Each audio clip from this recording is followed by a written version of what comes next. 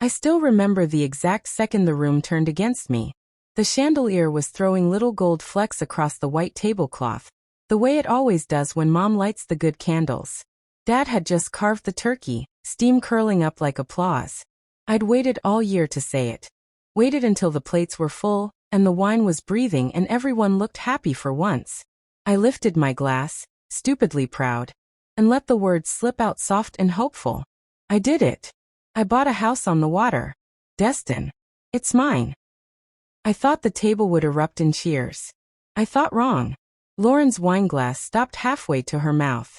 Her eyes, green like Mom's, went wide, then narrow, then glassy with something that looked a lot like hatred. The silence that followed wasn't normal silence. It was the kind that sucks the air out of lungs. Then she laughed one sharp, ugly bark. Of course you did.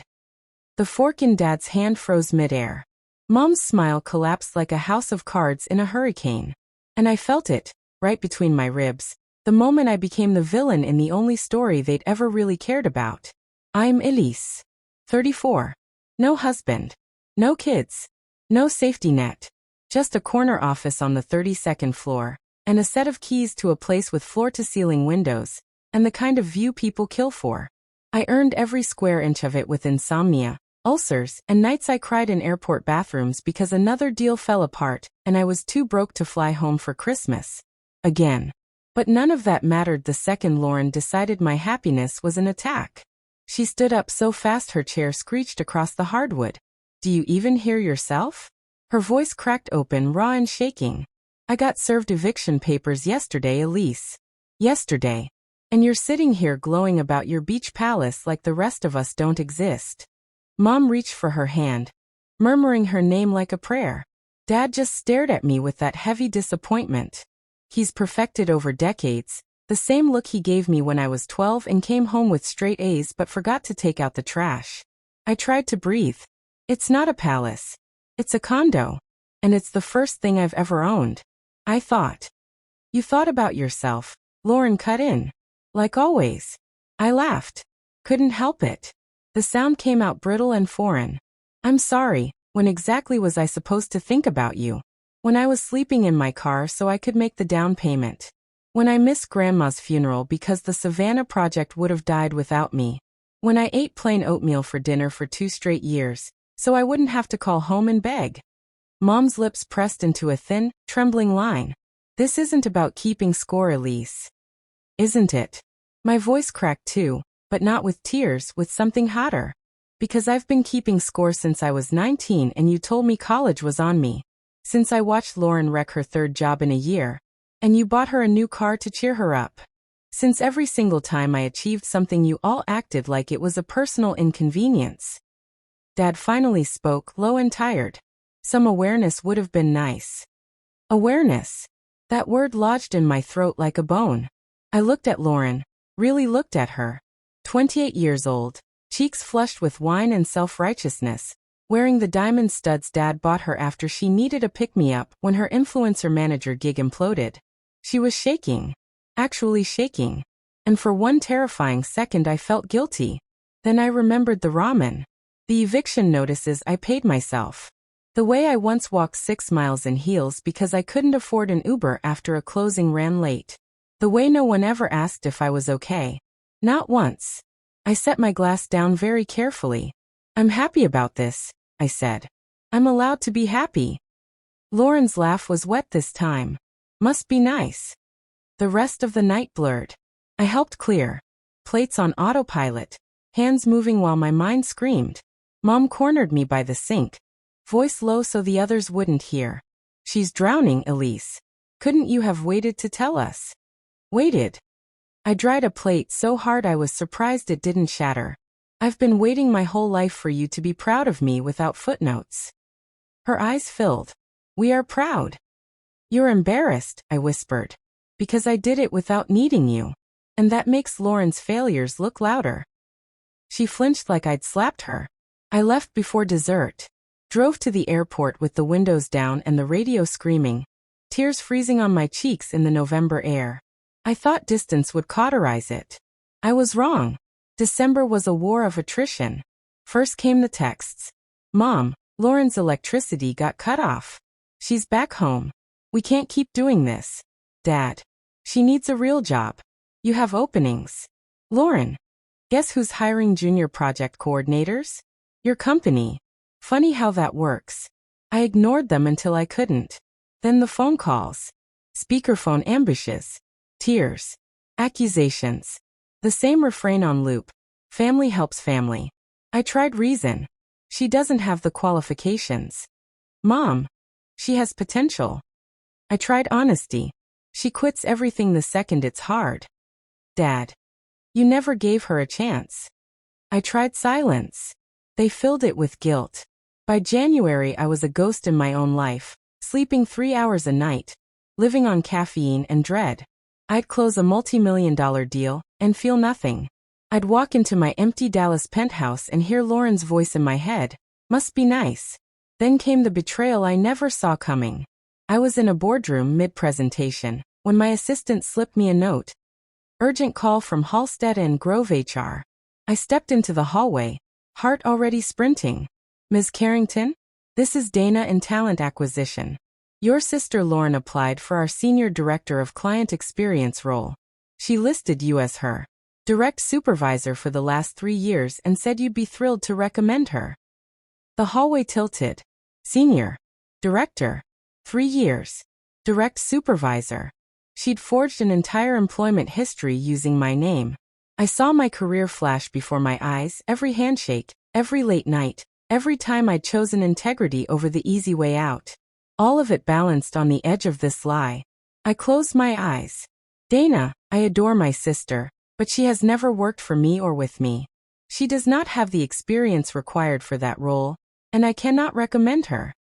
A pause. Understood. Thank you for your candor. I hung up and threw up in the executive bathroom, mascara streaking like war paint. That night the messages were apocalyptic. Lauren, I hate you. I actually hate you. Mom. How could you destroy her one chance? Dad. You've always been cold. We just didn't want to admit it. I turned my phone off and flew to Destin. Walked into the empty condo at 2 a.m., barefoot on cold tile, and screamed until my throat bled. The ocean didn't answer. It just kept moving, indifferent and ancient, the way I wished I could be. February brought the eviction. Real this time. Lauren showed up at my parents' house with trash bags full of clothes, and a cat they're allergic to. Dad's pension was shrinking. Mom's blood pressure was dangerous. They called me together, voices overlapping in panic. She has 9 days, Mom sobbed. After that it's a shelter or the street. I listened to them beg. I listened to Lauren crying in the background. And something inside me, something that had been screaming for years, finally went quiet. I'll help, I said. Mom's relief was a living thing. Thank you, baby. Thank you. I need a living caretaker for the Destin place, I continued, calm as winter. Deep cleaning. Linen changes. Forwarding mail. Meeting repair people. Stocking groceries. 28 an hour, paid weekly. She can live in the guest wing rent-free. Utilities. Included. The silence was so complete I heard Dad's grandfather clock strike the half hour. Mom found her voice first, barely a whisper. You want your sister to be your maid. I want her to earn her survival the way I did, I said. Take it or leave it. Offer expires in 7 days. I hung up while Mom was still screaming. They came to Dallas anyway. Valentine's Day. I walked in from work to find all 3 of them in my living room like a tribunal. My doorman mouthed sorry behind them. Lauren looked like she hadn't slept in weeks. Mom's eyes were swollen. Dad looked a decade older. Mom started first. This is beneath her. I poured whiskey. Didn't offer them any. Dad tried reason. She has a degree. I sipped. So did I when I was cleaning offices at midnight to pay for night school. Lauren stepped forward, shaking. You're enjoying this. I'm surviving it, I said. She lunged. Actually lunged. Mom caught her wrist. Something feral flashed across Lauren's face, real terror, not performance. You think you're better than me, she hissed. I think I'm tired, I said. Tired of being the family ATM with a guilt trip attached. Tired of watching you drown in 3 feet of water. Because no one ever taught you to stand up. Dad's voice cracked. One day you'll need us. I needed you when I was starving, I said softly. You told me to figure it out. Consider the debt repaid. Lauren's knees buckled. Mom caught her. For one horrifying second I thought she might faint. I set the whiskey down. The cleaning job is still open. Or there's the shelter waiting list. Your choice. They left without another word. The door shut with the gentle finality of a coffin lid. I didn't hear from them for 73 days. I counted every one. Then one humid June night, I came home to an envelope under my door. Plain white. No return address. Inside was a brass key and a note in careful, unfamiliar handwriting. The orchids are blooming. I fixed the leaky faucet in the guest bath. Left the balcony doors open so the salt air gets in. I start at Gulf Coast Realty on Monday. Assistant position. Entry level. I got it myself. No references from family. Thank you for refusing to let me become the version of me they all wanted. I'm sorry your love had to look like cruelty to save me. Elle. There was a pay stub paper clipped to the back. Her name. $22 an hour. Benefits after 90 days. I sat on the floor and cried so hard I scared my neighbor's dog. 2 weeks later Mom called. Not to apologize. Just to say Lauren had moved into a studio with a coworker. That she was saving. That she'd asked Mom to tell me the plants were thriving. She didn't say I was right. She didn't need to. Last month I went to Destin for the first time in months. The condo smelled like lemon polish and something new, effort. There was a vase of cheap daisies on the counter, and a 6-pack of the grapefruit seltzer I like in the fridge. A new note on the TV, stuck with a magnet shaped like a flamingo. Working late at the rental office tonight. Left the porch light on for you. I make a decent key lime pie now. Save me a slice at Christmas? Love, your former maid. Still kidding. Lauren. I walked out onto the balcony barefoot, wine in hand, moon spilling silver across the water. The waves sounded like breathing. I used to think the penthouse keys were the prize. Turns out the real prize was the night I finally locked the door behind me and refused to hand over the spare. I still don't know if they'll ever say sorry. I don't know if I need them to. What I do know is this. I'm no longer the daughter who apologizes for taking up space. I'm the woman who built her own shore, brick by lonely brick, and learned that sometimes the kindest thing you can do for someone you love is let them feel the full weight of the water until they finally kick for the surface themselves. The tide's coming in. I'm going for a walk. And